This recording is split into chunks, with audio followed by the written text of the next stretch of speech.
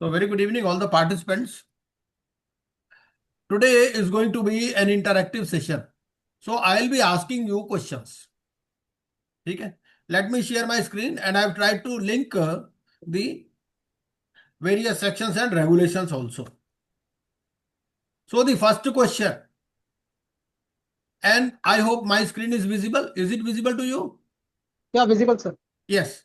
So if you want to study CIRP, you have to cover up to slide number 178.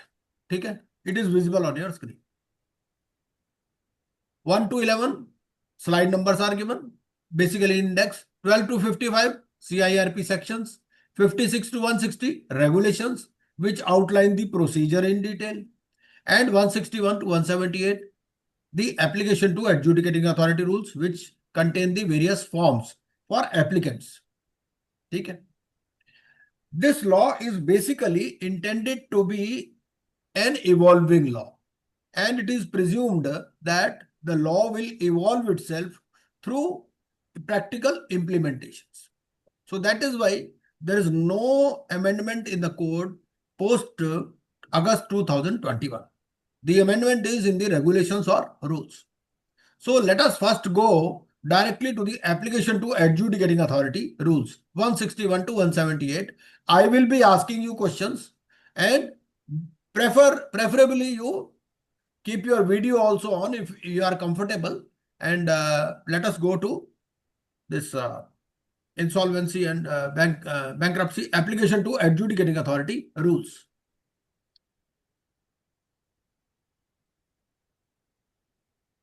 The first question is, you are a financial creditor. So what is the first thing you will do? You have given a loan to the company and the company is not paying. Now what is the first thing you are going to do in this case? Your demand notice. There is no question of demand notice in case of financial creditor. Demand notice concept is there in case of operational creditor only. In case of financial creditor, there is no requirement of demand notice. So directly you will, first of all, what you will do? First of all, you will get in touch with an insolvency professional. That is the first thing you will do. This is going to be a practical session, and I hope it is being recorded also. So, what is the first thing you will do? You are a banker or you are an individual party, you have given a loan, and now you want to file an application as a financial creditor. So application by financial creditor, is there any form for that? Yeah, Form A. Yes, sir. Form? Yes.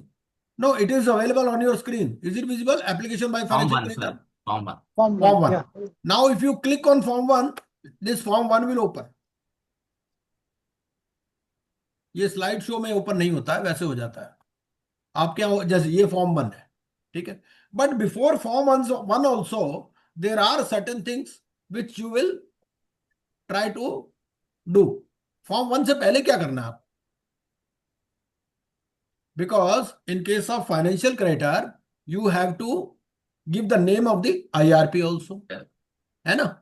And that name, what is there any form for that? Consent. IP1, sir. Consent Ajay? letter. Form 2. Form 2. Very good. This is form 2. Form 2 is given in rule number 9.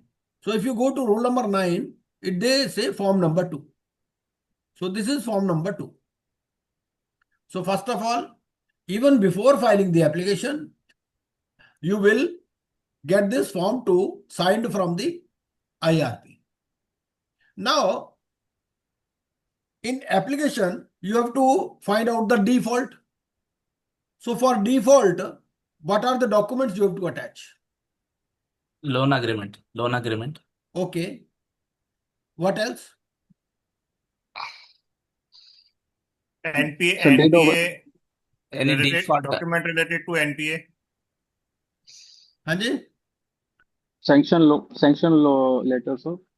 नहीं, sanction तो हो सकता, sanction letter से काम नहीं चलेगा. देखो, sanction letter तो हो सकता है, सैंक्शन होगा, डिस्बर्सल नहीं हुआ हो. No, sir. Any default. Sir, correspondence between the borrower and वो Financial- इंफॉर्मेशन यूटिलिटी फाइलिंग्स कुछ ऑन डिफॉल्ट। 13/2 13/4 के नोटिस। हाँ, 13/2 13/4 के नोटिस भी तब जाएंगे अगर आपका सिक्योर्ड लोन है। अगर अनसिक्योर्ड लोन है तो can you file the application, पहला क्वेश्चन। अगर आपने Yes. अनसिक्योर्ड लोन दिया हुआ है, यस state- यस Yes. हाँ, यस देखो चाहे सिक्योर्ड हो चाहे अनसिक्योर्ड हो, दोनों फाइल कर सकते हैं। अगर यस मान लीजिए अनसिक्योर्ड है तो क्या करेंगे? He can also file. Yes, actually so आपके पास लोन एग्रीमेंट होगा, may be your to TDS is being deducted, may be interest is being paid, and another important thing which is very important, default. ये जो default वाला concept है, ये देखिए यहां पर ये आपको ये देना है सेक्शन 7 में, the financial creditor shell make an application. I am reading from section number 7 subsection 2। The financial creditor shall make an application under subsection 1 in such form and manner and with such fees as may be prescribed. So rule 4 is there. What is the rule 4? Rule 4 talks of the application by financial creditor. एक तो ये आ गया, ठीक है, clear है, नजर आ रहा ना? हाँ, अब दूसरा आपको क्या करना है, ये रूल 4 हो गया, उसके बाद में दोबारा सेक्शन 7 पर चलते हैं। थोड़ा सा फ्लिप होगा, कोई बात नहीं, लेकिन क्लैरिटी आ जाएगी आपको कि चलना कैसे है, वो जरूरी है। उसके बाद रूल 8 है और रूल 10 है। और आपके साथ एप्लीकेशन के साथ में क्या लगाना है, ये दे रखा है यहां, क्या लगाना है आपको? Record of the default recorded with the information utility. Now whether there is any regulation which gives the record of default, suppose, and where is this information utility? Information utility क्या है? What is this concept of information utility? Anybody? Can anybody explain? NESL. Yes, National E-Governance Services Limited. That is the only information utility. Now they will give the record of default in form number D. तो वो आपको form number D में दे देंगे। अगर आपने वो record of default लगा दिया, कुछ और डॉक्यूमेंट लगाने का जरूरत ही नहीं है। But suppose that is not there, then you can attach the other document और evidence of default as may be specified. ठीक है, अब एज में भी स्पेसिफाइड क्या है? एज में भी स्पेसिफाइड इसका मतलब आपको रेगुलेशंस में जाना पड़ेगा। ठीक है, वो रेगुलेशंस में मिलेगा आपको। वो रेगुलेशन कौन सा रेगुलेशन है आपका, वो देख लेते हैं। ये रेगुलेशन आपका है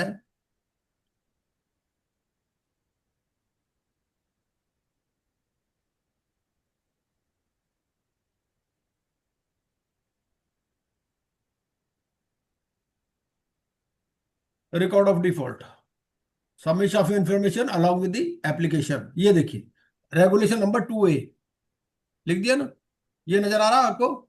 यस यस। हाँ, तो ये लगाना है आपको। रेगुलेशन नंबर 2A है, क्या कहता है ये?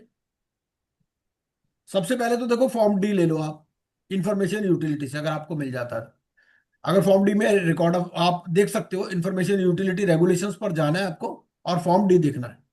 ठीक है, उसके बाद में आपको क्या लगाना है, ये certified copy of entries in the relevant account in the bankers book. आपका जो बैंकर होगा उससे आपको सर्टिफाइड कॉपी लेनी है, या an order of a court और ट्राइब्यूनल। ठीक है, या फिर और भी कोई भी डॉक्यूमेंट आपको लगाना है। ठीक है, क्लैरिटी हो गई यहाँ पे? अब एक बार ना हम वो फॉर्म डी भी देख लेते हैं। ठीक है, फॉर्म डी आपको मिल जाएगा इंफॉर्मेशन यूटिलिटी रेगुलेशंस में। ये आपका स्लाइड नंबर 720 के आसपास होगा। आज मैं लिंक करने की कोशिश ही कर रहा था, काफी सारे मैंने लिंक कर दिए हैं। इसी तरह से आपको भी ट्राई करना है, आपस में लिंक कर दें। ये इंफॉर्मेशन यूटिलिटी रेगुलेशंस है ना, तो इसमें आपको फॉर्म डी मिल जाएगा। ये देखिए रिकॉर्ड ऑफ डिफॉल्ट है ना, नजर आ रहा होगा आपको स्क्रीन पर, है ना? ये है रिकॉर्ड ऑफ डिफॉल्ट। तो इसमें नेम ऑफ क्रेडिटर, ये सारी चीज आ जाएंगी। Filing default submission ID, submitted on status of authentication.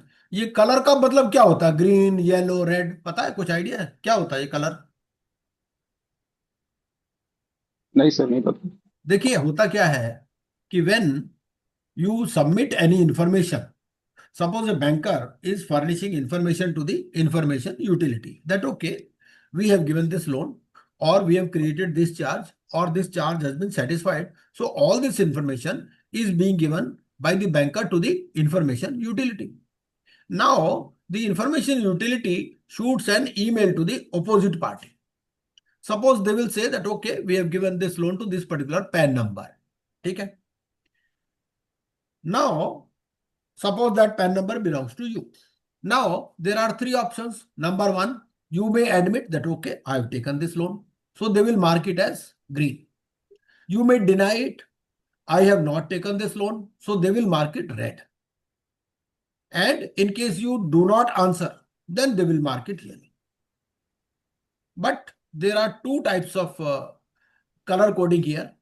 In case the information is being fed by a banker, so they will give you 3 emails.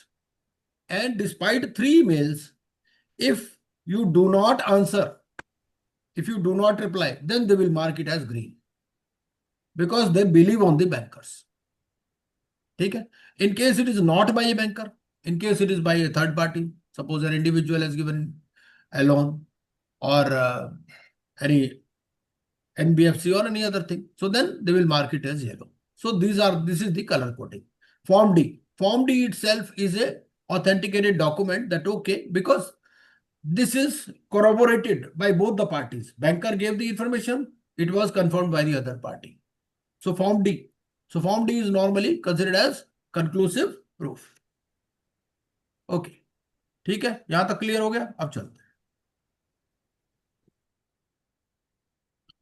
So now section 7. So section 7 में जल्दी से repeat कर दीजिए क्या क्या करेंगे आप. सबसे पहले आप क्या करेंगे? What is the first thing you are going to do? Form 2. Yes, you will get the Form 2 signed. You will try for Form D from the information utility. And in case that is not available, then you will try to supplement it by any other information. Loan agreement, TDS, interest, etc. etc. ठीक है. अच्छा. And form number we have already seen. Form number is for filing the application. 1. Form 1. ठीक है. Whether there is any fees also or simply you can submit Form 1. It's there, sir. Fees is given in rule number 10. So fee, application fees. So if you click on application fees, they will give you the fees. Application by financial creditor, whether solely or jointly, 25,000. Suppose there are 4 financial creditors. So whether each one will pay 25,000 or only one will pay 25,000. Together one only, sir. Yes. Altogether one. Yes, only one will pay the fees of, because these are very small questions which they may ask. ठीक है, चलिए. तो form 1 is clear हो गया. अब चलते हैं form number 2. Suppose you are an operational creditor. Then operational creditor, as an operational creditor, what is the form number you will fill? Form 3, I think. ये है आपका फॉर्म 1 हो गया हमारा फाइनेंशियल क्रेडिटर. फॉर्म 2 हो गया आईआरपी का consent. ठीक है. उसके बाद में डिमांड नोटिस आपका है. डिमांड नोटिस है भाई ऑपरेशनल क्रेडिट. सो सबसे पहले देखो आप, in case of operational creditor you cannot directly file the application. ठीक है. In case of financial creditor, you need not give any demand notice. Although you normally give, that is another thing, but you are not required to give as per the law. There are 2 requirements only, that there is a default and there is a debt due and payable and there is a default. ठीक है, बस.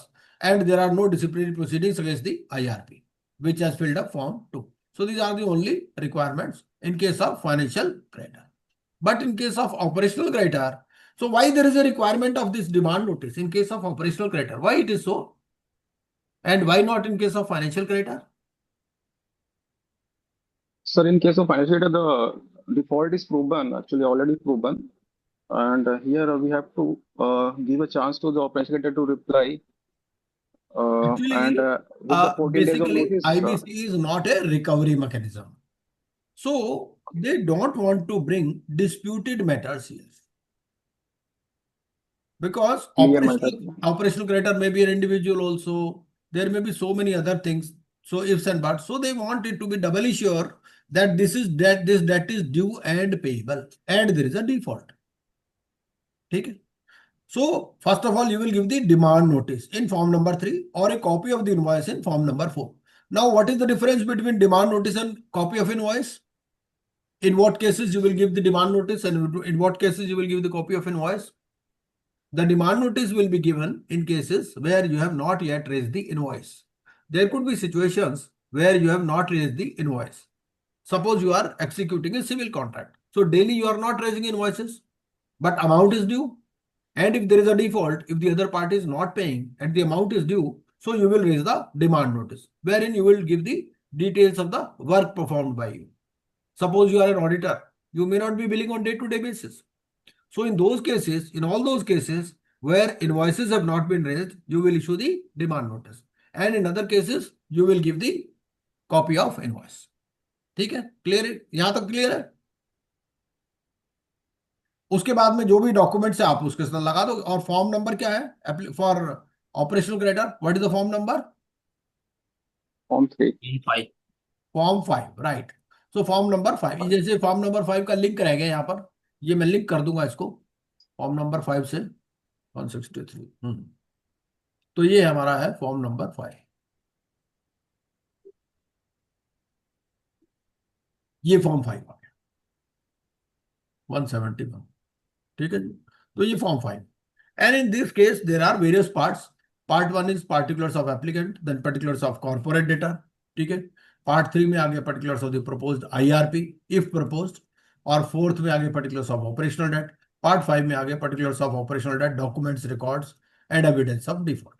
ठीक है जी, अब चलिए, तो operational creditor भी हो गया। अच्छा, ऑपरेशनल क्रेडिटर में whether it is mandatory to get this form 2 signed from IRP? It is No, optional. Yes, sir. It is optional. In case of Optional. operational creditor, it is optional. But in case of financial creditor and in case of corporate debtor, it is mandatory. ठीक है, चलिए। Now application by corporate applicant. So if you are a corporate applicant, then also you can file this application. Form number 6 है, ये form number 6 है। ठीक है, तो ये एप्लीकेशंस कहां पर आप देखेंगे? Where you will look at these applications. आपको फॉर्म एप्लीकेशन ढूंढनी हो तो कहां, फॉर्म नंबर ढूंढना हो तो कहां पर जब आप जाओगे? Application to adjudicating authority rules. Rules. ठीक है ना, रूल्स के अंदर फिर आपको फॉर्म नंबर मिल जाए। क्योंकि जब आप सेक्शन पढ़ोगे, सेक्शन में कुछ नहीं लिखा, सेक्शन में लिख दिया प्रेस्क्राइब्ड, स्पेसिफाइड, और कोई लिंकिंग भी नहीं दे रखी है उसमें। लेकिन अब वो लिंकिंग आपको खुद बनानी है। मैं भी आपकी हेल्प करूंगा, बट आपको खुद भी बनानी है। अगर आप ऑनलाइन नहीं पढ़ते हैं भाई, देर में भी सम केसेस वो बोलते हैं भाई हमें यार लैपटॉप से नहीं पढ़ने में मजा आता है ना, हम तो प्रिंट आउट निकाल के पढ़ते हैं। तो प्रिंट आउट में फिर आप उसका पेज नंबर मार्क कर लीजिए, है ना, एप्लीकेशन, या उसका फ्लैग लगा लीजिए। उस तरह से आपके ऊपर पता नहीं ना आप कैसे पढ़ रहे हैं कैसे नहीं पढ़ रहे हैं। तो it's up to you in what way you are reading, तो accordingly you do it. In case you are reading online तो आप लिंक कर लीजिए उसको। In case you are reading offline you can mark the relevant form number, relevant page number, etc. etc. You can do indexing, है ना, because it will help you. बार बार आपको देखना पड़ेगा।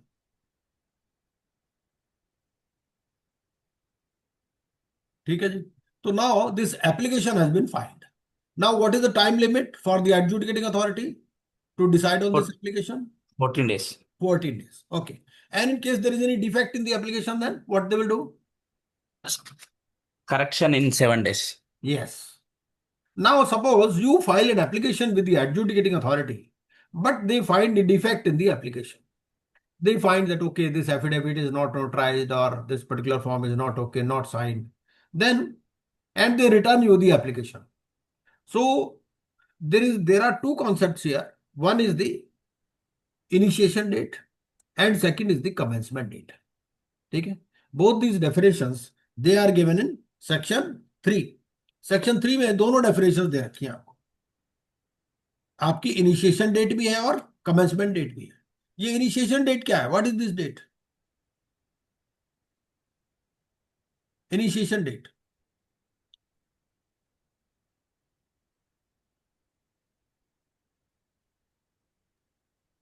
सेक्शन 5 में सेक्शन 5 में होगा initiation date. What is this initiation date? This is the definition of initiation date. So initiation date is the date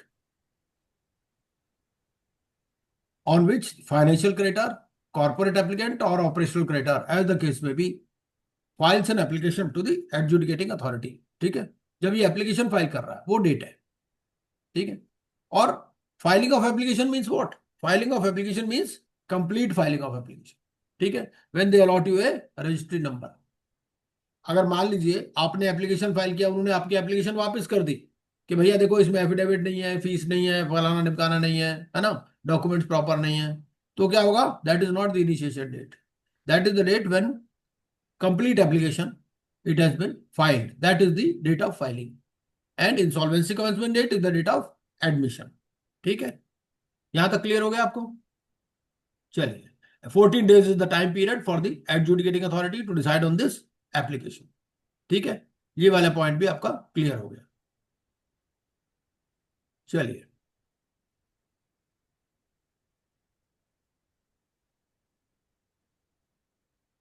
now suppose you want to withdraw the application. You have filed the application, but you want to withdraw it. Can you withdraw it? Yes, yes, sir. Yes.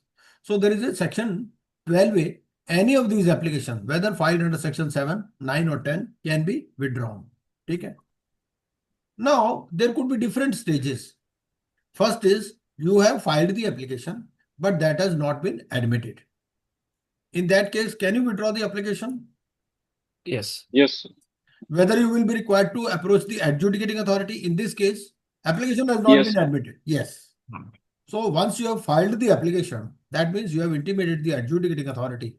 And so they might have started working on that application.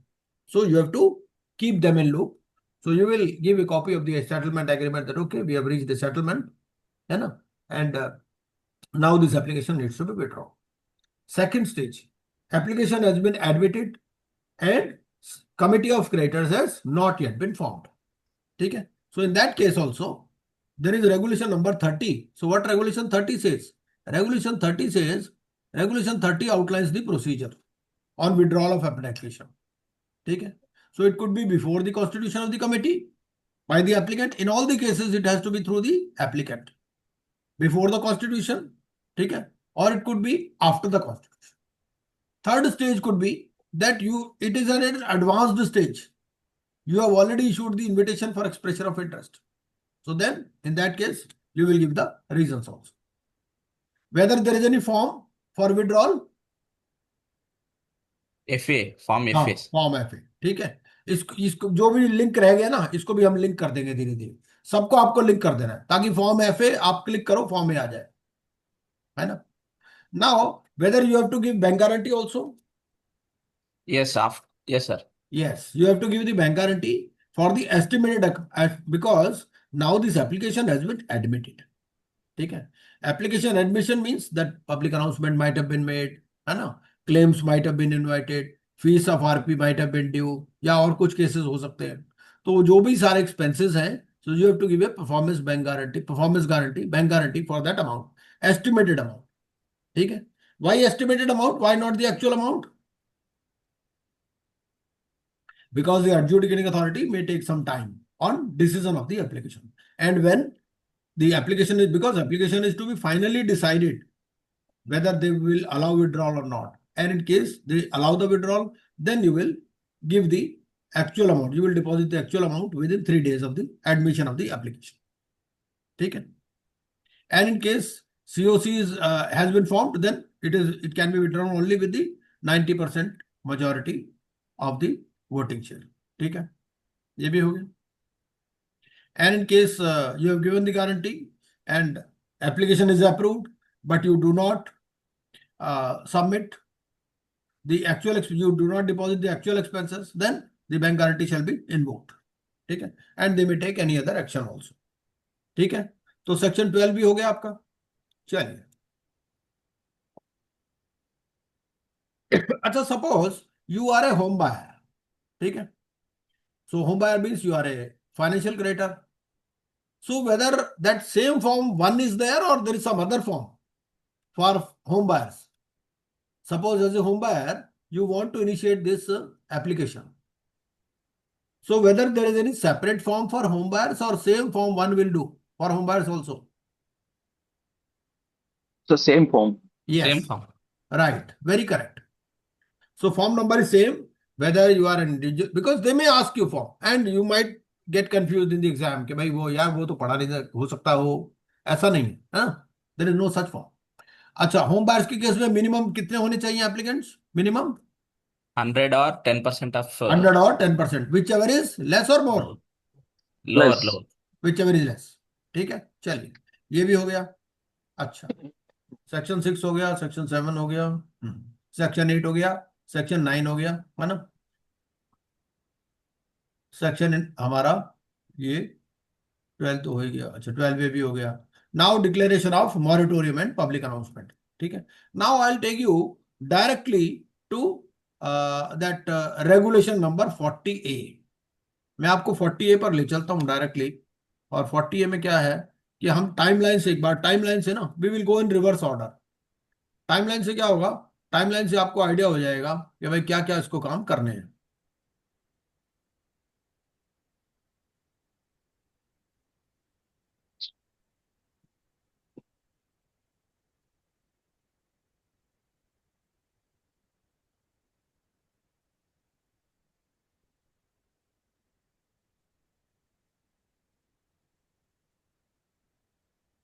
अब कुछ कुछ आपको clarity आने लगी है ना कि भाई किस तरह से चलना है। देखो ये इंपॉर्टेंट है।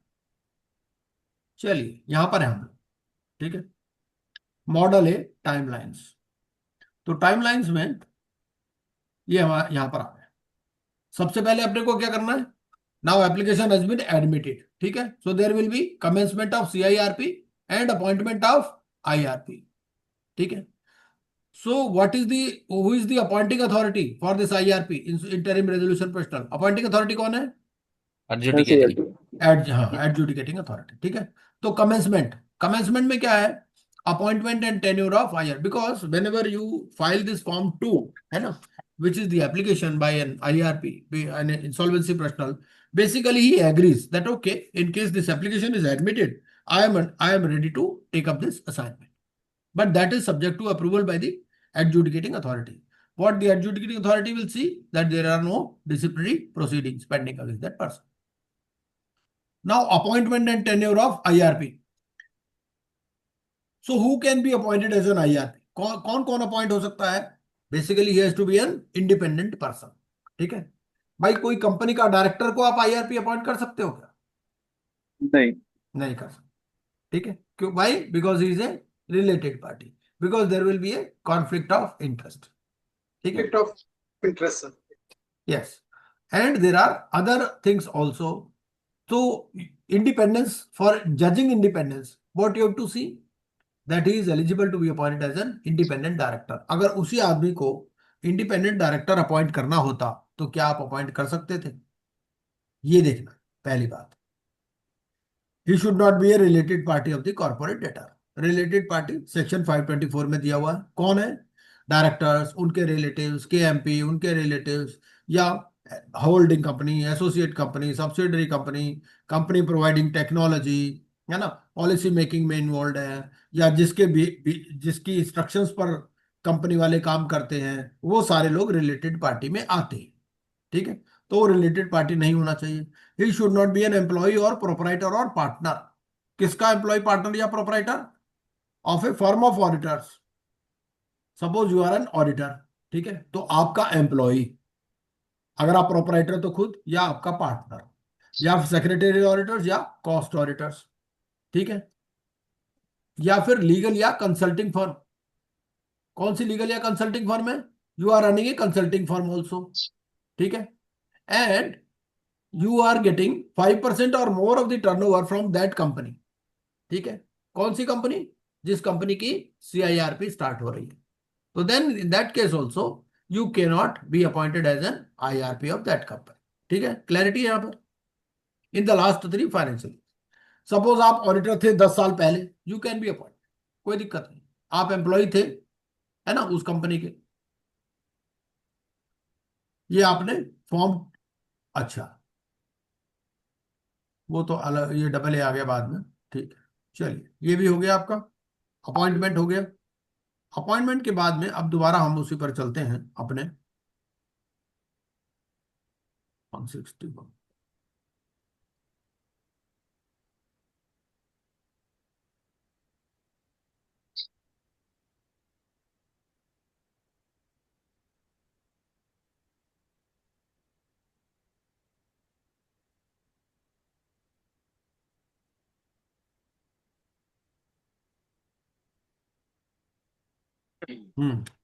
ये आपकी स्लाइड नंबर है ये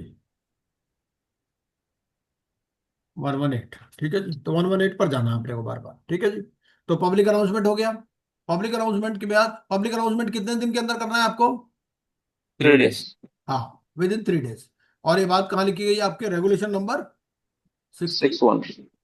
हाँ 65 में लिखी गई है। तो एक बार देख लेते हैं। ये पब्लिक अनाउंसमेंट है, ये 64 65 में। ठीक है, ये पब्लिक अनाउंसमेंट। पब्लिक अनाउंसमेंट कितने दिन में करना है आपको? 3 days. Within Yes. 3 days. Immediately लिखा है, बट इमीडिएटली एक्सप्लेनेशन में दे दिया। Immediately means not later than 3 days. और पब्लिकेशन के लिए फॉर्म क्या है? फॉर्म ए है इसके लिए। ठीक है, ये जो फॉर्म है ये रेगुलेशंस में दे रखा है। और ये कहाँ कहाँ पब्लिश करना है आपको form A? English Registered and office, corporate office, branch offices, right, wherever it is business as. Yes, wherever they are conducting material business operations. दो जगह तो मिनिमम करना ही करना है। दो, एक तो आपको रीजनल लैंग्वेज में करना है, दो लैंग्वेजेस में करना है, और एक इंग्लिश में करना है। ठीक है, रजिस्टर्ड ऑफिस और प्रिंसिपल ऑफिस इफ एनी। ये कई जगह कॉर्पोरेट ऑफिस, बस जहां जहां भी बिजनेस हो रहा है। अगर इंडिया से बाहर बिजनेस हो रहा है तो क्या वहां भी करना है? It is not mentioned, sir. Here. Mention mention नहीं, तो अगर बिजनेस हो रहा है तो करना है। ठीक है। अच्छा. हम्म, वो ऐसा पूछ लेता है, जो मेंशन नहीं है वो भी पूछता है वो। On the website if any of the corporate data, on the website if any designated by the board. ये भी क्वेश्चन पूछ सकता है वो कि this public announcement need not be published. वो आपको नेगेटिवली वर्डेड भी पूछ सकता है। Need not be published on the website of the corporate data, on the website if designated by the board, on the website of the adjudicating authority, ऐसे कर सकता हूं, है ना, on the website of the financial creditor, इस तरह से। तो ये, और इस पब्लिक अनाउंसमेंट क्या रहेगा कि कहां से आप क्लेम फॉर्म्स डाउनलोड कर सकते हो। Offer choice of 3 insolvency professionals identified under regulation 4A to act as authorised representative. Provide the last date for submission of claims, which shall be 14 days, and applicant shall bear the expenses of the public announcement, which may be reimbursed by the committee to the extent it ratifies them. ठीक है,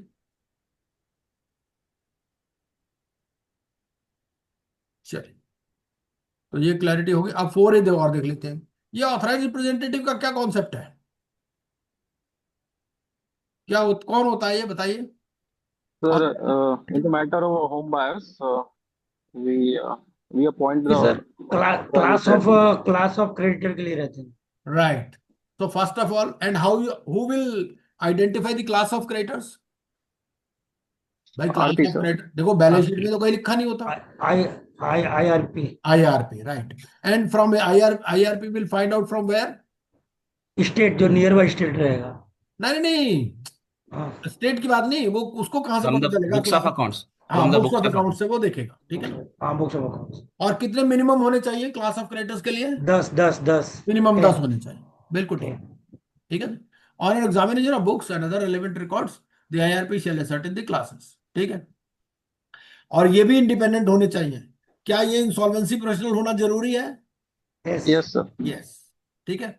ये ना तो इसके relative होने चाहिए, ना related parties होने चाहिए। ठीक है, एड्रेस इनका जो भी हाईएस्ट नंबर ऑफ क्रेडिटर्स है उसके हिसाब से होगा। अगर वहां नहीं है तो साथ वाले, they should be eligible, they should be willing. ठीक है, और इनके लिए कॉन्सेंट लेनी है क्या आपको? इनकी भी कॉन्सेंट लेनी है क्या? Yes, yes. कौन कौन सा फॉर्म है उसके लिए? FAB. AB. The IRP shall obtain the consent of each insolvency professional to act as the authorized representative creditors in the class in Form AB of the Schedule 1. तो form AB है, उसमें ये ले लें। अब पब्लिक अनाउंसमेंट हो गई। Public announcement में आपने इनका नाम दे दिया। ठीक है, पब्लिक अनाउंसमेंट में you have given the name, 3 names. अब इन 3 में से एक कैसे सेलेक्ट होगा, या तीनों ही सेलेक्ट हो जाएंगे? भाई 3 में से एक सेलेक्ट करना है ना, तो कौन सेलेक्ट करेगा इसको? Sir, the person who has got the class of most. Creditor, ये क्लास ऑफ क्रेडिटर वोट करेंगे। यस, जब वो फॉर्म CA भरेंगे अपना क्योंकि क्लास ऑफ क्रेडिटर्स के लिए क्लेम फॉर्म अलग है, वो फॉर्म सीए भरेंगे। और उस सीए फॉर्म में आप ये देखिए यहां पर क्या दे दिया, 11 नंबर कॉलम दे दिया, name of the insolvency professional who will act as the authorised representative of the creditors of the class. ये एक नाम उसमें से दे देंगे, तीन में से, ठीक है। और जिसके भी हाईएस्ट वोट मिलेंगे वो सिलेक्ट हो जाएगा, उसको फिर उसका नाम जो आईआरपी है वो एडजुडिकेटिंग अथॉरिटी को देगा और एडजुडिकेटिंग अथॉरिटी उसको अपॉइंट करेगी। अगर आपसे पूछे कि भाई एआर की अपॉइंटिंग अथॉरिटी कौन है, तो वो एडजुडिकेटिंग अथॉरिटी है, आईआरपी नहीं है, ठीक है जी, रिकमेंड कर। है ना। हाँ, तो ये भी हो गया। अच्छा, अब उसके बाद में हम दोबारा अपना वहीं पर चलते हैं, स्लाइड नंबर 118 पर, जहां हमारे को उसका पूरा शेड्यूल दे रखा है। तो मैं आपको जल्दी से ना पूरा ट्रैवल करवा दूंगा सीआईआरपी आज, कि भाई होता क्या क्या है, बेसिक बातें पता चल जाएगी ना आपको, तो पढ़ने में भी आपको मजा आएगा। अच्छा, अब आपका पब्लिक अनाउंसमेंट हो गया है, आईआरपी अपॉइंट हो गया है, अब क्या करना है आपको, क्लेम्स देने हैं उनको, ठीक है ना। तो क्लेम्स देने के लिए मिनिमम टाइम कितना है या मैक्सिमम टाइम कितना है? Sir 14 days from the Yes. public announcement, हाँ first वाला, हाँ, 14 डेज 12/1, लिखा then है from the date of appointment of the IR. क्या होता है कि मान लीजिए 14 दिन में अपॉइंट नहीं हुआ, ऐसा भी हो सकता है ना भाई, एडजुडिकेटिंग अथॉरिटी के पास 14 दिन है एप्लीकेशन को एडमिट करने के लिए, लेकिन एडजुडिकेटिंग अथॉरिटी ने एप्लीकेशन ही मान लो 2 महीने बाद एक्सेप्ट की, है ना। तो जो अपॉइंट डेट ऑफ अपॉइंटमेंट है आईआरपी की, या उसमें कोई डिले हो गया किसी वजह से, और 14 दिन के बाद भी आपके क्लेम्स मिल सकते हैं क्या या नहीं? yes, yes, till the Yes. issuance of RFRP, one can submit.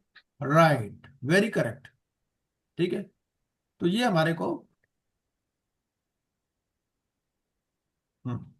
Regulation 12 ए आता है मेरे ख्याल इसके लिए,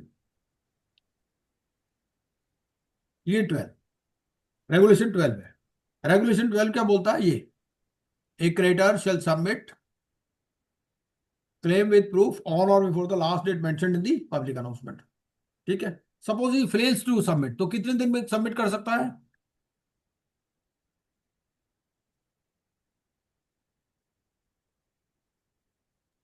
Till the issuance of RFRP, और 90 days, whichever is later. हाँ, तो ये बात लिखी है, ठीक है ना।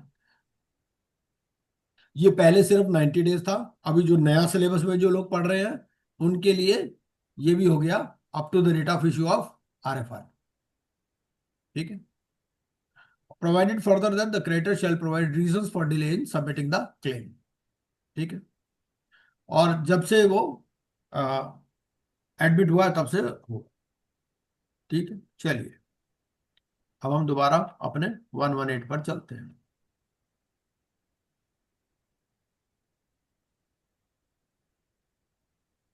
असली चैलेंज इसमें पता क्या है, लोगों को समझ में तो आ जाए लेकिन यही नहीं पता चलता पढ़ना कैसे है, मेन प्रॉब्लम यहाँ आती है। तो सबमिशन ऑफ क्लेम हो गया आपका, उसके बाद में verification of claims, verification of claims के लिए कितना पीरियड है आपके पास? 7 days. हाँ, within 7 days from the date of receipt of the claims, whether you can reject the claims? Yes, yes. No, you can not reject. No. यहां पर क्या है, वर्ड क्या लिखा है, कोलेट। तो आपको क्या करना है, ये देखिए आपको ये रेगुलेशन नंबर दिया, द आईआरपी और आरपी अदर केस में भी शैल वेरीफाई, कहीं भी रिजेक्ट नहीं लिखा, लिक्विडेशन में लिखा reject, within 7 days from the last date and thereupon maintain a list of creditors containing names of creditors। देखिए यहां से क्लैरिटी आ जाती है, क्या है, along with the amount claimed by them, दोनों चीजें लिखेगा, अमाउंट कितना क्लेम किया और कितना एडमिट किया, ठीक है। Amount of their claims admitted and the security interest if any in respect of such claims and updated. जब जब भी जैसे क्लेम, जैसे 14 डेज में नहीं आया बाद में आया तो उसको अपडेट कर देंगे, कहीं से उसको पेमेंट मिल गया तो उसको कम कर देंगे, ठीक है। वेयर द आईआरपी और आरपी एज द केस में भी does not collate the claim after verification, ठीक है। उसने कोलेट नहीं किया, कोलेट का मतलब अभी उसको डाला ही नहीं उसमें एडमिटेड में, तो he shall provide reasons for the same, ठीक है। In the Sir, event that, हाँ, what if there is any mismatch between the books of accounts of corporate debtor and the creditor. Actually, when you submit the claim, you give the documentation. ठीक है ना? Based on the documentation only, because some liabilities may be existing in the books, but they may not be actual liabilities, because some fictitious purchases, fictitious sales were entered, है ना? So you have to do an independent verification of the claims, and the creditor, they will submit the proofs of their claim. Suppose they have supplied goods, so they will give the copy of invoice, etc. Or they will give e-way bill, inspection, correspondence, something, whatever they are, है ना? अगर कोई real estate वाला है तो वो क्या करेगा, अपना अलॉटमेंट लेटर देगा, कॉपी ऑफ एग्रीमेंट देगा विद बिल्डर, ये सब चीज. अच्छा, suppose you are an IRP for a real estate project. ठीक है? There are two financial creditor, there are two home buyers who have submitted the claim, but flat number same है दोनों का. तो क्या करोगे आप? Two persons have submitted the claim, and they are submitting papers also. Papers में भी लिखा हुआ है same flat number. There is,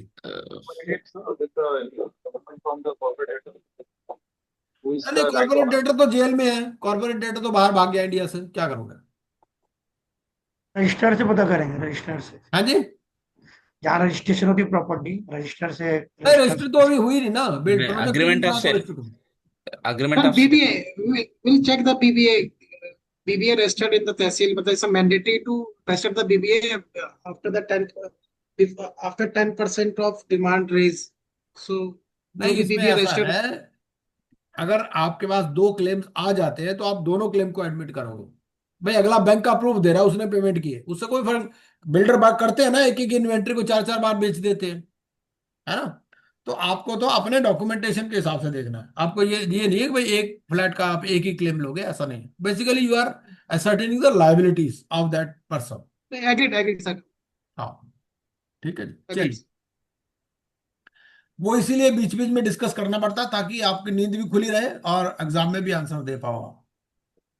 in the event that Agreed, correct. claims are received after the period specified under sub regulation 1 and up to 7 days before the date of meeting of the creditors for voting on the resolution plan. ठीक है? अब आप देखिए कि आपको क्या हुआ, 90 days में भी नहीं मिला. भाई आपने क्या कह दिया, पहले तो 14 डेज में दे दीजिए, या फिर 90 डेज में दे दीजिए, या रिक्वेस्ट फॉर RFRP तब तक दे दीजिए, विच एवर इज लेटर. ये पढ़ लिया ना हमने. लेकिन अब वो कहता है कि भाई तब तक भी नहीं मिला आपका claim. there is a proviso. Yes, so what it says, वो कहता है कि भाई in that event what you will do, ये COC will decide. The IRP और RP shall intimate the creditor within 7 days of categorization. अब इनको ना दो कैटेगरी में बांटेगा, एक्सेप्टेबल या नॉन एक्सेप्टेबल फॉर कोलिशन. ठीक है? क्योंकि हो क्या रहा था, all these cases were being put up before the adjudicating authority. भाई ये क्लेम एक्सेप्ट नहीं करता था, होम बायर कहां पहुंच जाते थे, एडजुडिकेटिंग अथॉरिटी के पास. और वो कहते थे भाई रेजोल्यूशन प्लान तो पास हुआ नहीं अभी, तो हमारा क्लेम ले लो, क्या दिक्कत है? तो वो क्या कहता है, ये कहता है up to 7 days before the date of the meeting of creditors for voting on the resolution plan. ठीक है? जब वोटिंग होने वाली है या इनिशिएशन ऑफ लिक्विडेशन, उससे 7 days से पहले तक भी क्लेम आ सकता है. ठीक है? लेकिन इस पीरियड में आएगा तो क्या करेगा, इसके दो कैटेगरीज बनाएगा, एक्सेप्टेबल और नॉन एक्सेप्टेबल. ठीक है? और 7 दिन में इंटीमेट कर देगा इनको कि आपको किस कैटेगरी में रखा है, एक्सेप्टेबल या नॉन एक्सेप्टेबल. ठीक है? अब जो एक्सेप्टेबल क्लेम इसको लगते हैं उनको COC के सामने रख देगा in the next meeting, and और इनका क्या ट्रीटमेंट करना है रेजोल्यूशन प्लान में. Submit such claims before the adjudicating authority for condonation of delay and adjudication wherever applicable. ठीक है? तो ये But कहानी who है. will decide it is what is the criteria, like whether it is acceptable or not No, acceptable? that is based on documentation, na. Okay. Now, because the adjudicating authorities, they have reduced their role now. They don't want to be burdened with all these things. They say, let our IRP handle all these things. है ना? In case IRP is not able to handle or COC is not able to handle, then we'll look into it. ठीक है ना? पहले 14 days दे दिया, फिर 90 days दे दिया, RFRP दे दिया. उसके बाद भी वो कहता है 7 days before the voting also तो भी क्लेम आ सकता है। फिर उसको दो कैटेगरीज में डालो, एक्सेप्टेबल, नॉन एक्सेप्टेबल, और बता दो उसको। ठीक है भाई, नॉन एक्सेप्टेबल हो गया। अगर एक्सेप्टेबल है तो सीओसी के सामने रख दो मीटिंग में, है ना। और फिर एडजुडिकेटिंग अथॉरिटी को भी एप्लीकेशन सबमिट कर दो फॉर कंडोनेशन ऑफ डिले। ठीक है, क्लियर है। चलिए, ये क्लेम्स का हो गया। अब हम दोबारा अपना 118 पर ही चलते हैं। इससे देखो कितनी जल्दी रिवीजन हो जाएगा हमारा।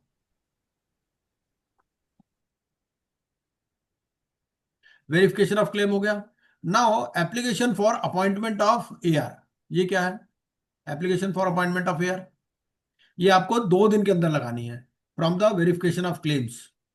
ठीक है, application for appointment of AR, ये इसके लिए सेक्शन ये है, is owed to a class of creditor. ठीक है, 21(6)(a)(b) के अंदर है, और उसका रेगुलेशंस भी है। रेगुलेशन क्या है? रेगुलेशन एक बार और देख लेते हैं, 118 पर जाकर।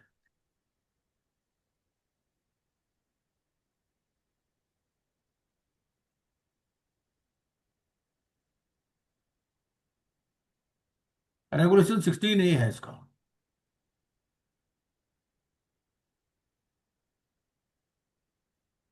एक मिनट।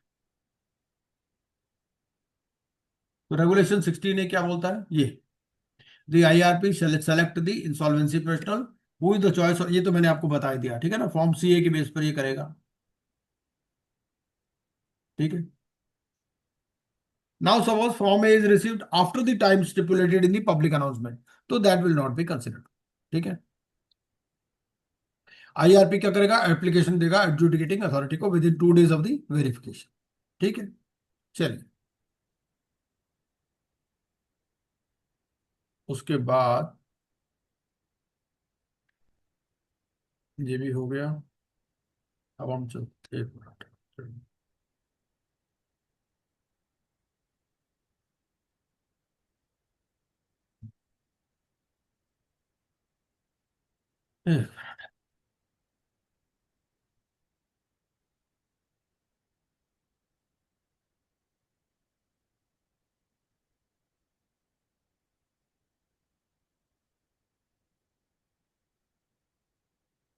उसके बाद में report.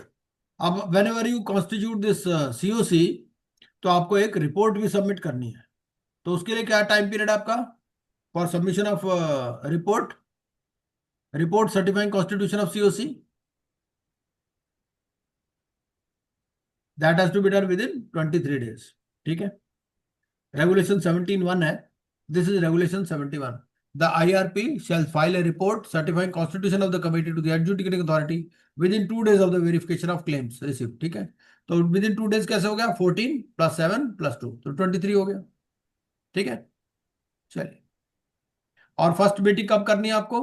With in 7 days of filing of the report. ठीक है, चलिए।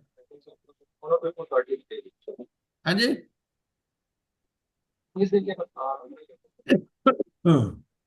यहां तक तो क्लैरिटी हो गई। चलिए आगे चलते।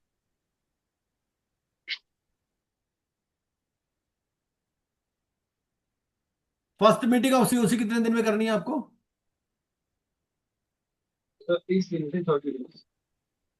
फर्स्ट मीटिंग आपको करनी है with in 7 days of filing of the report. ठीक है, तो 30 दिन के अंदर करनी है। इसका नोटिस कितने दिन का जाएगा? हाँ जी,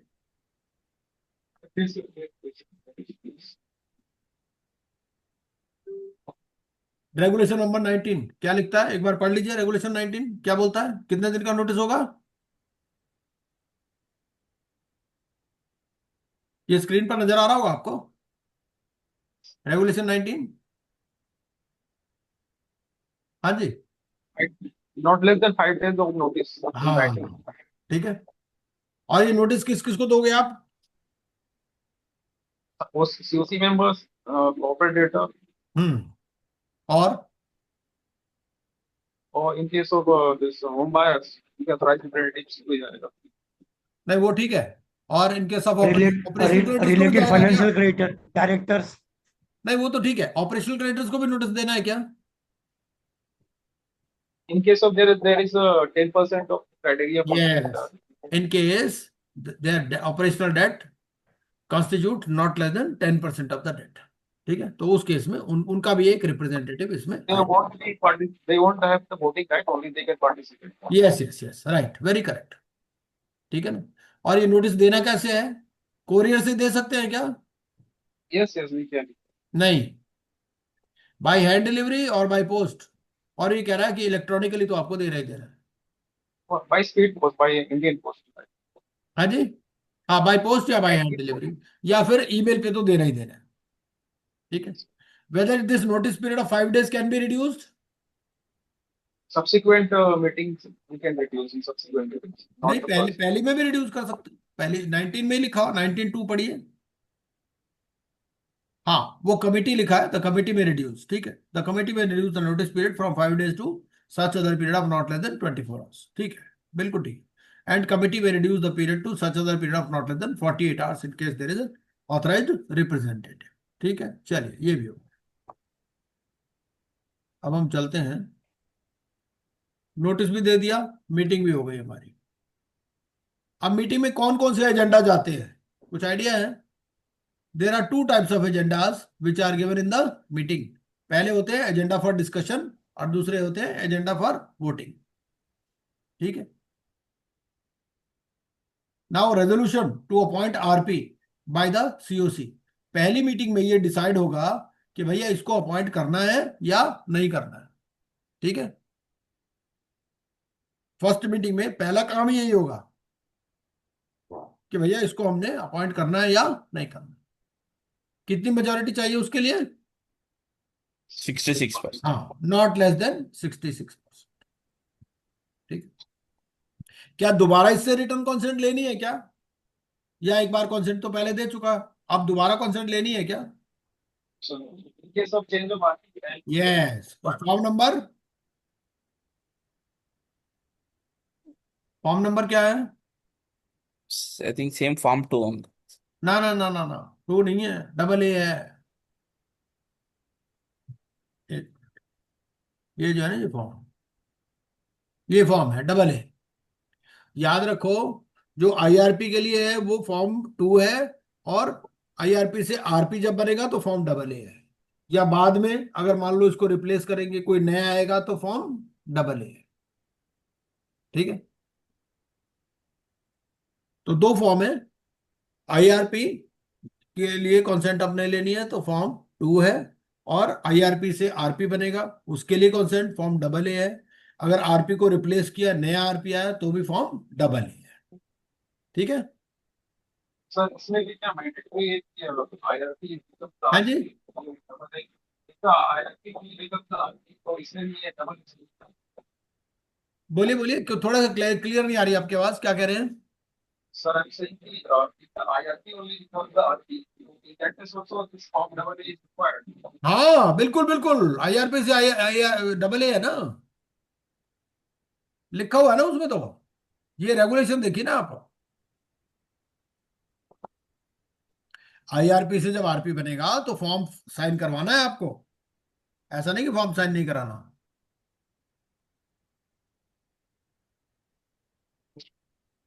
ये दे सर देना। ये, हेलो सर, ये हाँ जो जी, ऑपरेशनल लेटर के जो ऑथोराइज रिप्रेजेंटेटिव होते हैं उनको भी आईपी होना जरूरी है ना? और उनके 10% लिए से ज्यादा है, आईपी होना जरूरी है ना एआर को, ऑथोराइज रिप्रेजेंटेटिव। क्या जरूरी है, मैं समझा नहीं आपकी बात।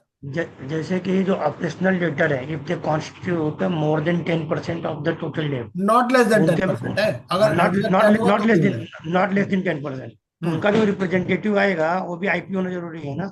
ना ना ना ना ना, वो कोई जरूरी नहीं है। वो तो अपने आप सेलेक्ट कर लेंगे अपने में से, कोई भी। अच्छा, उनका यूनियन ठीक का है, लीडर हो सकता है, कोई भी हो सकता है। Okay okay. हाँ, The मान लो operational cadet सप्लायर्स itself है। can represent. हाँ जी, The operational cadet itself can represent themselves in the yes, meeting. हाँ। और There's no compulsion. अगर वो चाहे तो अपनी कॉस्ट पर इंसॉल्वेंसी प्रोफेशनल को एंगेज कर सकते हैं as authorise representative, but But they will that is need not there. a compulsion. हाँ, वो अपनी कॉस्ट खुद अपनी कॉस्ट पर कर सकते हैं। ये है। ठीक है जी, यहां तक क्लियर हो गया। अब चलते हैं आगे।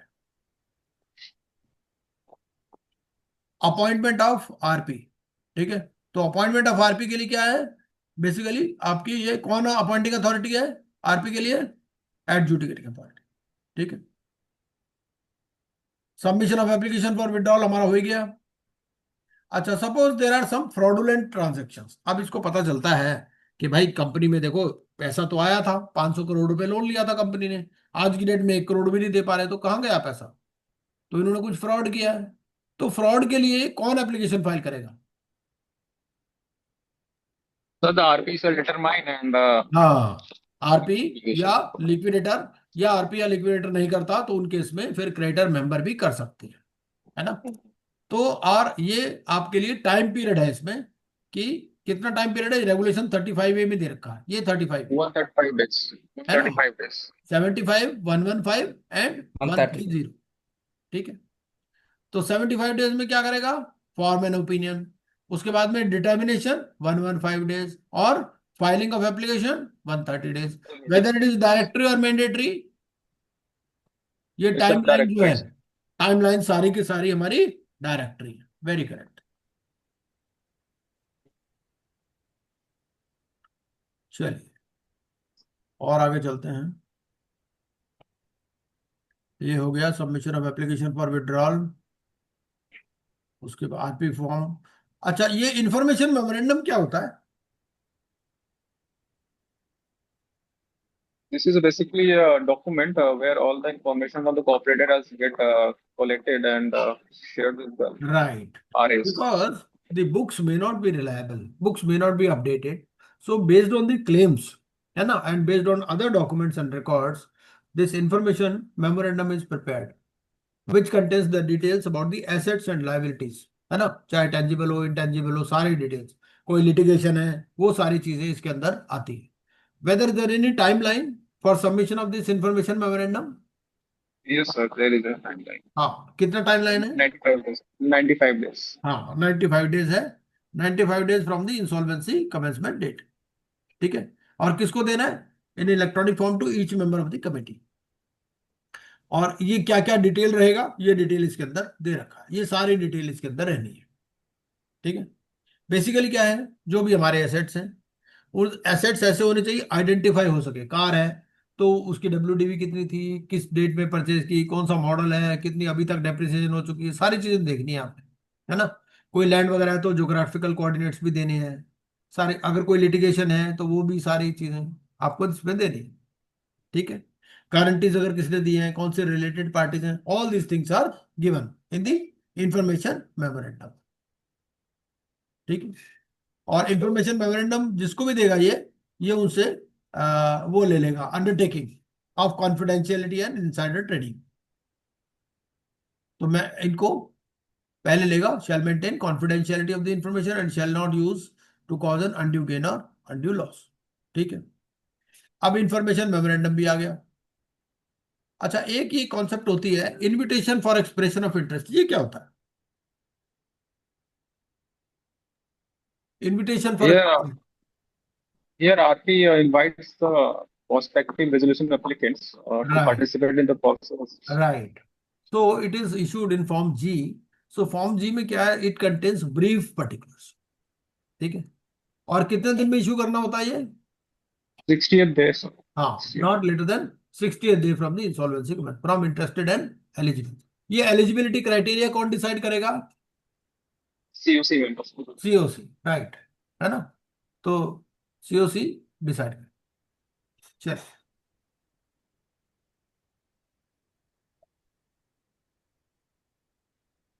फॉर्म जी रहेगा। फॉर्म जी की कहाँ कहाँ पब्लिश होना है, वो सब जैसे पब्लिक अनाउंसमेंट का ना, वैसा ही same procedure. One English, one regional, website of the CD, website if any designated. ठीक है, फॉर्म जी, फॉर्म जी में क्या रहेगा कि कहां से आपको detailed invitation for expression of interest मिल जाए। ठीक है, provide the last date for submission which shall not be less than 15 days from the date of issue of the detailed invitation. देखिए, ये ध्यान में रखने वाली बात है, क्या है, date of issue of detailed invitation से है 15 डेज। ये from issue of invitation for issue expression of interest से नहीं है 15 डेज। मतलब जो आपने पेपर में ऐड दी है वहां से 15 डेज नहीं है। ठीक है, ये जो आपने डिटेल्ड इन्विटेशन दिया है उससे है। ठीक है, क्योंकि पेपर में आपने क्या किया, पेपर में तो आधे पेपर का ऐड हो गया आपका, या 1/4 पेपर का, है ना। फॉर्म जी दे दिया आपने छोटा सा, उस फॉर्म जी में आपने एक लिंक दे दिया कि भाई यहां से डाउनलोड कर लो, या फिर जो है ये एड्रेस दे दिया, वहां से ले लो। ठीक है। तो ये जो 15 डेज का पीरियड है वो कब से काउंट हो रहा है आपका, from the date of issue of detailed invitation. ठीक है जी। And provide for the last date for submission of interest which shall not be less than 15 days from the date of issue of detailed invitation. तो 60 दिन में आपने issue किया और 15 दिन यहां हो गए 75। वो इसीलिए कि आपको नॉर्मली ये इलेक्ट्रॉनिकली ही देते हैं, वहां वेबसाइट का एड्रेस दे देते हैं कि भाई यहां से ले लो। तो वेबसाइट से ले, जिस दिन इशू हुआ उसी दिन आपने देख लिया, बस हो गया खत्म। और डिटेल्ड इन्विटेशन में क्या क्या रहेगा, specify the criteria for prospective resolution applicants, eligibility norms रहेंगे। ठीक है।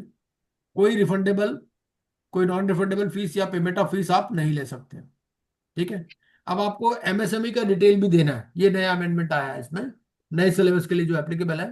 Provide details of the corporate debtors registration status as MSME, क्योंकि इसमें बड़ा कंफ्यूजन रहता था, बहुत सारे प्रोविजंस एमएसएमई पर अप्लाई नहीं होते, रिलैक्सेशन है आईबीसी में। तो यहीं पर ही इन्होंने डिटेल मांग ली इससे। ठीक है। जो ये डिटेल सबमिट करेगा 15 दिन में, उसमें ये सारी बातें बता दें। ठीक है। और अगर कोई रियल एस्टेट है तो उसके लिए फिर प्रोजेक्ट वाइज भी मांग सकते हैं। और उनके लिए रिलैक्सेशन भी कई बार क्या होता है कि जो रियल एस्टेट प्रोजेक्ट में जो है, समटाइम्स जो हाउस ओनर्स होते हैं ना, वो ही कह देते हैं भाई हम ही इसी प्रोजेक्ट को बना देंगे।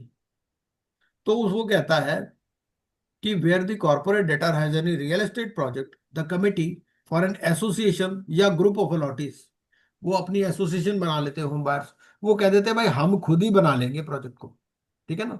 तो रिप्रेजेंटिंग नॉट लेस देन 10% और 100 creditors out of the total number of creditors in a class which is lower, तो उनके लिए क्राइटेरिया रिलैक्स कर सकते। ठीक है। और रिफंडेबल डिपॉजिट वाली कंडीशन। अच्छा, फॉर्म जी आपने सबमिट एक बार इशू कर दिया, क्या उसको मॉडिफाई कर सकते हो आप, दोबारा फॉर्म जी इशू कर सकते हो? Yes, sir. Yes, sir. Yes. ठीक है। तो any modification in the invitation for expression of interest में be made, provided that such modification shall not be made more than one, एक ही बार मॉडिफिकेशन आप कर सकते हैं। ठीक है। Sure. Can we do republish or more than once with the permission of the COC? बस यही लिखा है यहाँ तो, shall not be made more than once, बस। तो मोर एक ही बार होगा। एक्चुअली क्या होगा अलग बात है, हमें तो लॉ के हिसाब से चलना है। सीओसी क्या काम कर सकता है वो भी लिखा हुआ, वो सेक्शन 28 में लिखा हुआ। सेक्शन 28 में भी ये सब नहीं लिखा हुआ। अच्छा, एक्सप्रेशन ऑफ इंटरेस्ट जो देगा इट शैल बी अनकंडीशनल, एक तो उसमें कोई कंडीशन नहीं लगा सकता बंदा। और उसके साथ क्या क्या लगानी है, पहले तो अंडरटेकिंग लगानी है, क्या कि जो 25(2)(h) में क्राइटेरिया है वो ये मीट करता है। फिर उसके लिए रेलेवेंट रिकॉर्ड्स है, 29 में एलिजिबल नहीं है उसके लिए रिकॉर्ड्स। ठीक है। अगर बाद में कभी इनएलिजिबल हो जाएगा 29 में, उसके लिए भी अंडरटेकिंग दे देता है कि अगर मैं बाद में कभी इनएलिजिबल हो गया तो मैं तब भी बताऊंगा। ठीक है। और जो इंफॉर्मेशन है वो ट्रू एंड करेक्ट है, और फिर ये कि कॉन्फिडेंशियलिटी के लिए मेंटेन। ठीक है। फिर उसके बाद में ड्यू डिलिजेंस करेगा। ड्यू डिलिजेंस में क्या क्या देखेगा, 25(2)(h) की रिक्वायरमेंट्स, 29(a) की रिक्वायरमेंट, अदर रिक्वायरमेंट्स, ये सारी रिक्वायरमेंट कौन चेक करेगा, आरपी। ठीक है। और इंफॉर्मेशन भी मांग सकता है इनसे, बेसिक यानी क्लैरिफिकेशन और एडिशनल इंफॉर्मेशन और डॉक्यूमेंट, उसके बेस पे ये प्रोविजनल लिस्ट इशू कर देगा। ठीक है। कितने दिन के अंदर, within 10 days of the last date for submission of expression of interest. ठीक है। और कितने दिन इसको दिए इन्होंने, 30 days दिए पहले, ये देखो।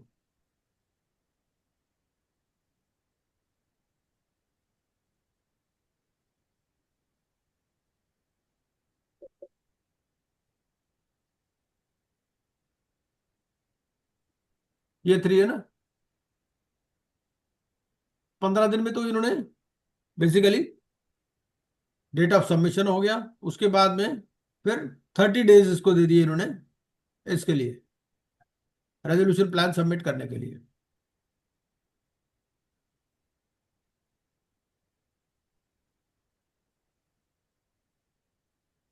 Sir, suppose if a resolution applicant, if you want to do some due diligence by engaging a consultant, can he He do can. so? He can, because actually, suppose these 29A requirements are there. 29A requirements are there for other countries also. So RP may not be able to know whether he was convicted in some other country also, है ना? Whether he was barred by some other Security Exchange Commission. तो उसके लिए for doing that due diligence, he definitely hires, and there are agencies which confirm this. But ultimate responsibility is of RP. So he has to ensure that whatever agency he is hiring, that is competent, and ultimate responsibility will be his own. ठीक है? Suppose if the resolution applicant, the prospective applicant, you want to do DD about the corporate data. हाँ. So can he engage consultants for doing the Oh, due it is diligence? up to him. Resolution applicant, if he wants to do due diligence, so naturally it will be at his own cost. He can do it. Okay. RP will provide him the opportunity to say to have an inspection also, due diligence. RP will provide him the opportunity. है ना कि भाई ये assets हैं हमारे. Before giving the resolution plan, naturally he will also be requiring some due diligence. ठीक है. उसके बाद में रिक्वेस्ट फॉर रेजोल्यूशन प्लान्स. अब इसके बाद क्या होगा, ये रिक्वेस्ट फॉर रेजोल्यूशन प्लान देगा, और request for resolution plan shall allow prospective resolution applicants minimum of 30 days. 60 days में आपने फॉर्म जी इशू किया, 15 डेज में detailed submission of expression of interest आ गया, then you reviewed it, and then you will give him at least 30 days to submit the plan. ठीक है, 30 days आपने plan में दे दिए. अब हम दोबारा अपने वहीं पर चलते हैं जहां पर हम थे. ये अब आप ये देखिए,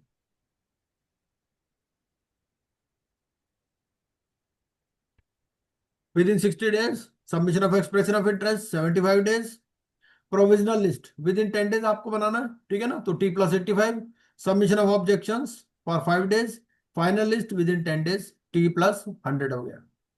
issue of RFRP with in 5 days of the issue of final list, T+105. then you are allowing 30 days to submit the resolution plan, T+135 at least. ठीक है. Then submission of COC approved resolution plan to the adjudicating authority, ये इसके लिए आपको T+165. ठीक है, तो यहां कितना पीरियड दे दिया आपने इसके लिए, T+165. ये है सबमिशन का. सबमिशन में वोटिंग कैसे होगा, सपोज और voting shall be on all the plans simultaneously. ठीक है, यहां दे ये वाला रेगुलेशन हम देख लेते हैं क्या कहता है. The committee shall evaluate the resolution plans received under sub-regulation 2 as per evaluation metrics, record its deliberations and vote on all such resolution plans simultaneously. Where only one resolution plan is put to vote. तो यार ये बंद दरवाजे को खोल दिया तुमने. हाँ, ऊपर चला रखा हूँ क्या बीमारी को.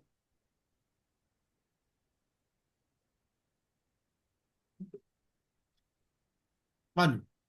So voting shall be done on all the plans simultaneously. And they give an example also. Suppose plan A is there, which has got 55% votes, and plan B 60. No plan is approved. 70, 75, plan B approved. Both plan get 75. Then there shall be a tiebreaker formula already announced before voting. ठीक है, चलिए. There is a requirement for giving the performance guarantee also. ठीक है. The resolution professional shall endeavor to submit the resolution plan approved by the committee to the adjudicating authority at least 15 days before the maximum period for completion of CIRP. तो 165 days तक इसको करना है, along with the compliance certificate and the evidence of receipt of performance security. और ये जो performance security है, it will be in the form of a bank guarantee. ठीक है.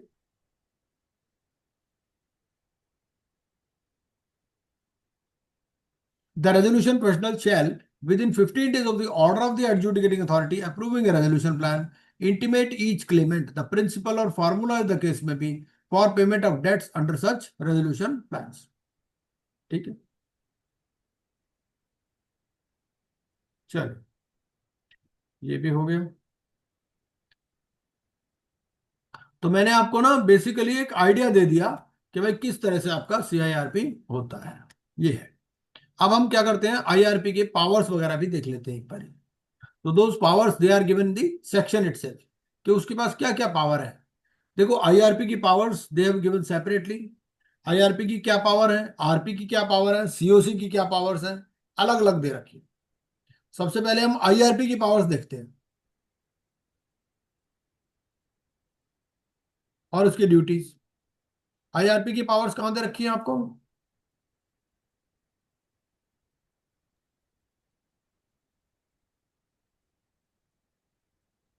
ये 17 management of affairs of the corporate debtor by IRP।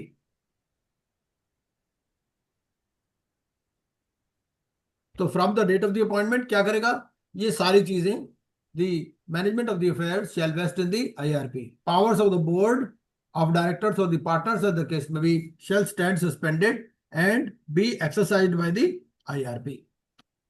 ठीक है।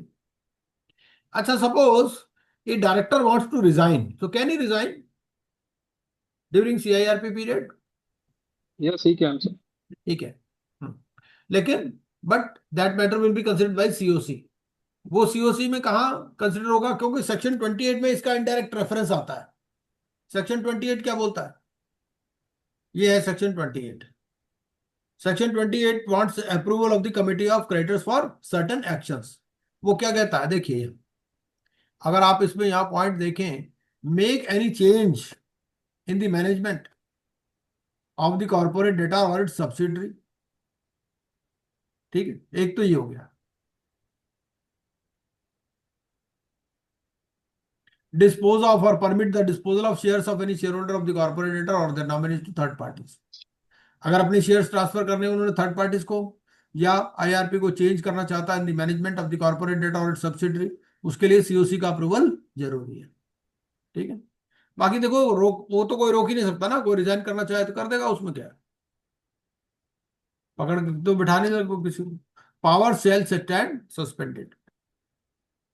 और ये जो ऑफिसर्स है किसको रिपोर्ट करेंगे, जब IRP अपॉइंट हो गया तो जो IRP ऑफिसर्स, को।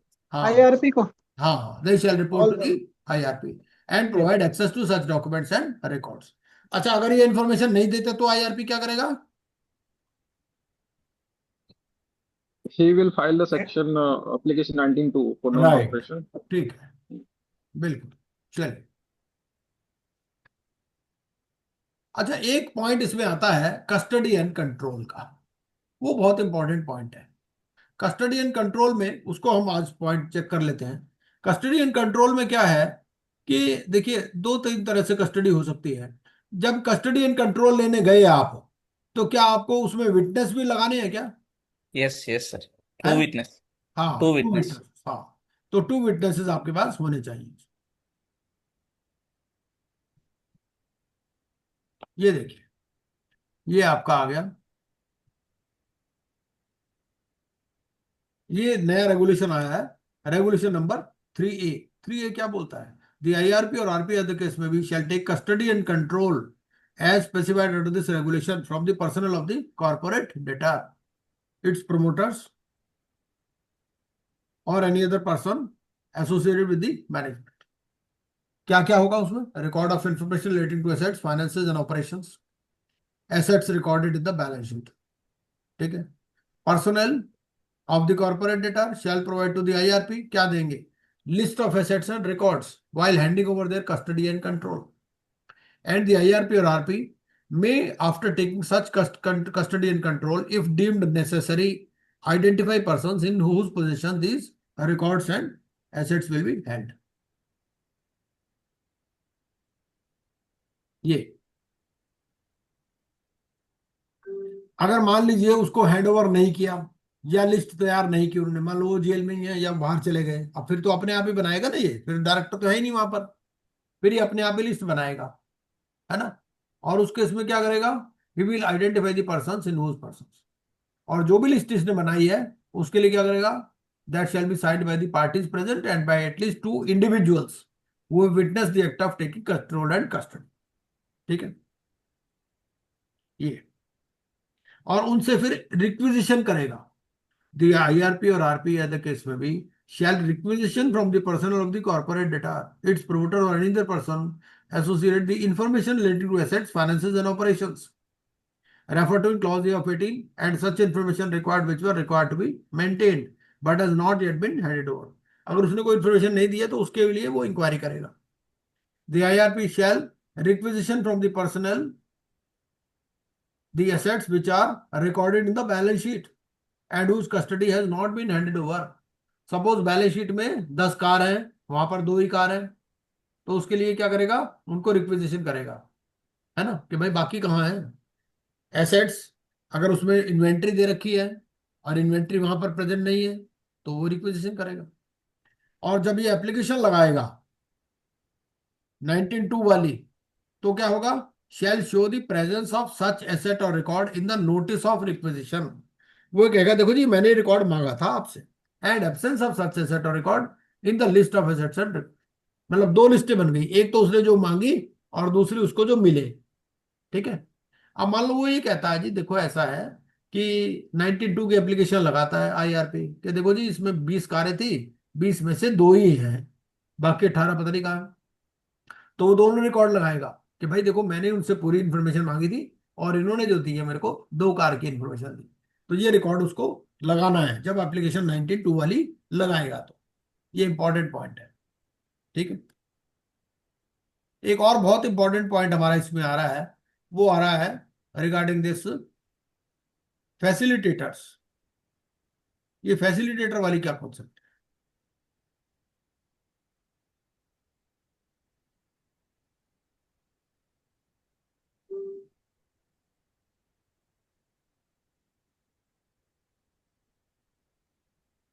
हम्म,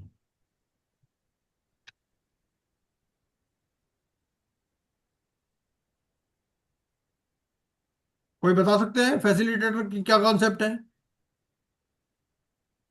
मैंने पहले भी Sir, एक this दिन बताया था। basically, yes, yes, sir. Class This is of basically, yeah, पहली बात कि कौन से केस में अपॉइंटमेंट होगा फैसिलिटेटर का? the class of creditor home buyers, sir. हाँ, क्लास ऑफ क्रेडिटर में भी क्या कोई मिनिमम रिक्वायरमेंट है कि इतने होने चाहिए तभी होगा? Yes, sir. कितना है? 1000 100. हाँ, Yes. 1000 है। Okay. वो क्लास ऑफ क्रेडिटर वाली बात तो अलग होगी ना, क्लास ऑफ क्रेडिटर में तो अगर 10 हो गए तो क्लास हो जाएगी यार, बन जाएगा। यहाँ पर क्या है, ये होम बायर्स के केस में है where the number of creditors in a class exceed 1000, तो committee may direct the IRP और आरपी अदर केस में भी टू अपॉइंट एन इंसॉल्वेंसी, ये भी इंसॉल्वेंसी प्रोफेशनल होगा जो फैसिलिटेटर होगा। ठीक है, फॉर ए सब class with in the creditors, और हर एक एआर के पीछे कितने बन सकते हैं? 5। ठीक है, the appointment of facilitator shall be considered only if after the first meeting of the committee a subclass comprising of at least 100 creditors out of the total number of creditors in a class request for the inclusion of an agenda for such appointment along with the name of the proposed facilitator। ठीक है, तो इसका नाम कौन propose कर रहे हैं? सब क्लास, जो सब क्लास है, और उसके अंदर कितने होने चाहिए कम से कम? 100. 100। ठीक है, और टोटल नंबर ऑफ फैसिलिटेटर कितने हो सकते हैं? Maximum 5, sir. हाँ, और फीस कितनी होगी? 25% of 20%। 20% of हाँ, uh, जो एआर का फीस है उसका 20%। ठीक है, एंड द कमिटी में replace the facilitator on the recommendation of A majority of the members of the sub class. तो इसके रिमूवल का भी अलग प्रोसीजर है ना। रिकमेंडेशन कौन कर रहा है इसकी? Majority of the members of the sub class. और रोल्स और रिस्पॉन्सिबिलिटीज क्या होंगी? ये एआर और उसके बीच में काम करेगा, एआर और क्रेडिटर्स के बीच में इन द सब क्लास। ठीक है, ये भी अटेंड करेगा मीटिंग्स की वगैरह। Constitution of committee, constitution of committee में एक बार हम एक इंपॉर्टेंट पॉइंट देख लेते हैं, ये वाला। ये सपोज देर, जैसे नॉर्मली तो क्या होगा, जो अनरिलेटेड फाइनेंशियल क्रेडिटर्स हैं they will be members of the committee. But suppose there is no financial data, ठीक है, या all the financial creditors are related parties, तो फिर कमेटी क्या होगी? 18 largest operational creditors by value, ठीक है। अगर number of operational creditors less than 18 है तो सारे आ जाएंगे। वन सारे आ जाएंगे। Representative elected by all workman, one representative elected by all employees, ठीक है। और डेट कैसे काउंट होगा, वोटिंग शेयर, ये भी इसके अंदर दे रखा। ये एआर हो गया हमारा। तो काफी सारी कॉन्सेप्ट हमने आज डिस्कस कर ली। अब आपका कोई क्वेश्चन है तो आप पूछ लीजिए बिफोर वी डिपार्ट। आपका कोई क्वेश्चन है तो आप पूछिए। पहले बात तो ये बताइए कि अब आपको क्लैरिटी कुछ बेटर हुई कि पढ़ना कैसे है?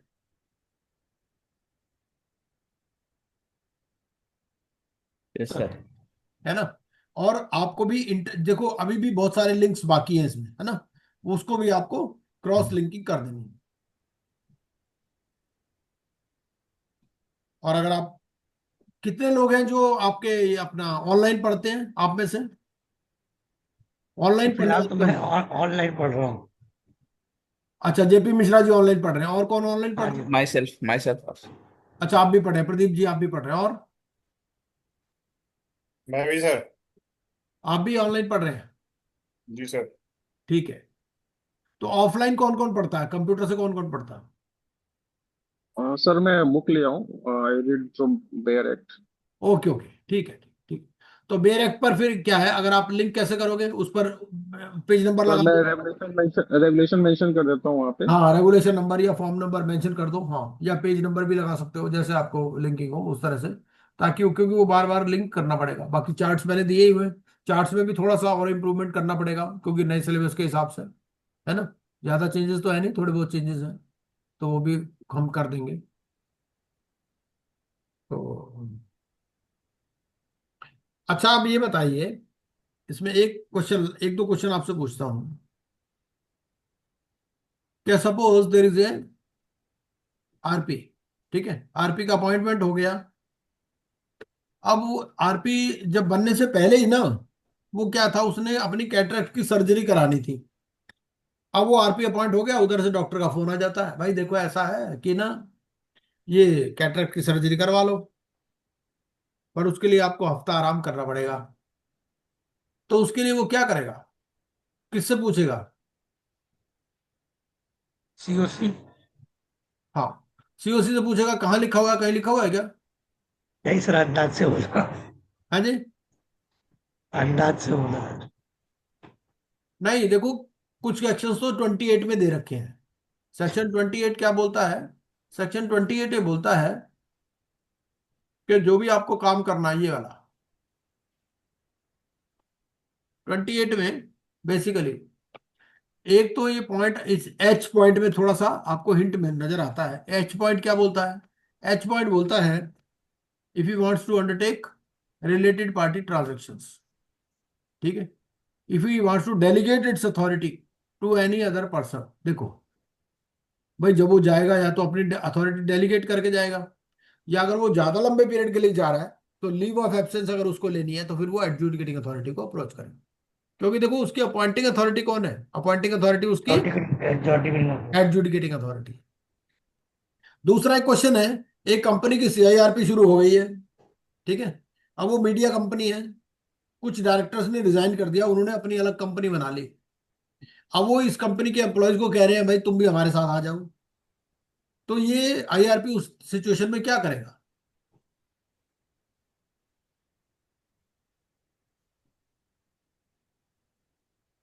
वो कह रहे हैं भाई इस कंपनी का तो कुछ होने वाला है नहीं, ये तो डूबने वाली कंपनी, हमने नई कंपनी बना ली, तुम भी हमारे साथ ही आ जाओ।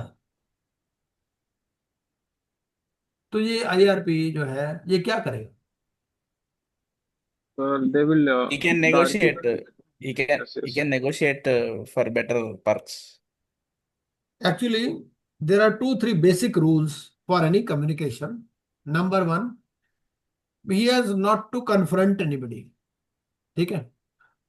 To the directors who have already resigned, they are, whether they are under obligation to supply information to the company, to furnish information if he wants, the answer is yes. ठीक है? Even the past employees, past directors, if any information is sought from them, they are required to reply. अब वो क्या करेगा, वो अपने employees की meeting बुलाएगा, उनको बोलेगा देखो भाई we are looking for resolution of this company, तो you have been with this company for since long, है ना।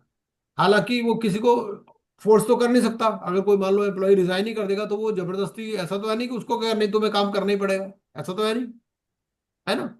But he will communicate actually, and he will try to prove his point कि भाई ठीक है ये कंपनी है, this is to CIRP, I have been appointed as IRP to look after this company, we are looking for a new entrepreneur who shall be able to take up this company, है ना। तो we are looking at resolution, इस तरह से वो करेगा। अब एक कंपनी है, आप IRP अपॉइंट हुए, उस कंपनी में ट्रक्स आते जाते हैं, ठीक है, और जो एम्प्लॉयज है उन्होंने उस ट्रक जो एंट्री गेट था उसके सामने एक गड्ढा खोद दिया काफी बड़ा, ठीक है। अब वो ट्रक्स की एंट्री बंद हो गई, तो आप क्या करोगे?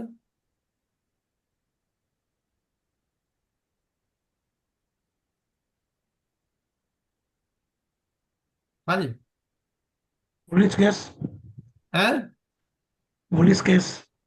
The case is that the entry gate of factory has been dug open by the workers.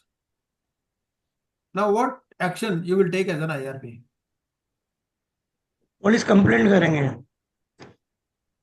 Police complaint करना चाहिए। पुलिस कंप्लेंट तो ओके है, बट पुलिस कंप्लेंट में मान लो कुछ प्रूफ भी नहीं होता तो आप क्या करोगे? आप कुछ नहीं करोगे तब तक, भाई ट्रक एंटर हो ही नहीं रहे कंपनी में।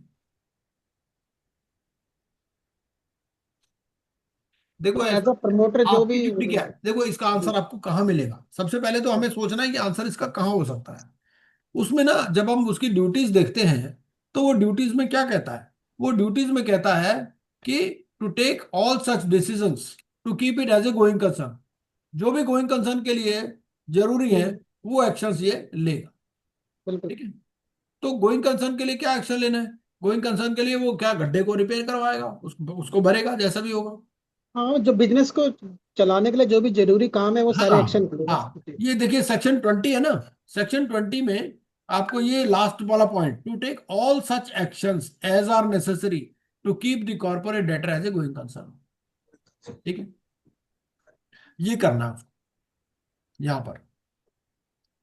तो इस तरह से वो क्या करेगा, वो आपको सिचुएशंस दे देगा एग्जाम में जो कि कोड में नहीं लिखी गई हैं, but you have to understand the basics. Basic से ही आपको, आप अपने मन में सोचिए कि भाई अगर आप आपकी अपनी कंपनी होती तो आप क्या करते हैं, ऐसा भी हो सकता है ना, भाई आप मालिक हो, you are the owner of that company, in that case, ठीक है, पुलिस एक्शन आप लोगे, जो भी कुछ करोगे, है ना, CCTV में Got it, देखोगे sir. आप, बट समझ आपको गया। Immediately you have to keep it as a going concern. तो गोइंग कंसर्न के लिए जो भी करना है, जो भी रिपेयर वर्क है, कुछ भी है, उसको you will get it repair, ताकि एंट्री तो उसकी शुरू हो ना कम से कम। बिल्कुल sir, everything in capacity of promoter he will do. हाँ बिल्कुल बिल्कुल बिल्कुल, यही सारा काम जो है उसको कर, ठीक है जी। तो आज का सेशन यहीं पर समाप्त करते हैं, तो अगर आपका कोई और सवाल है तो आप पूछ सकते हैं।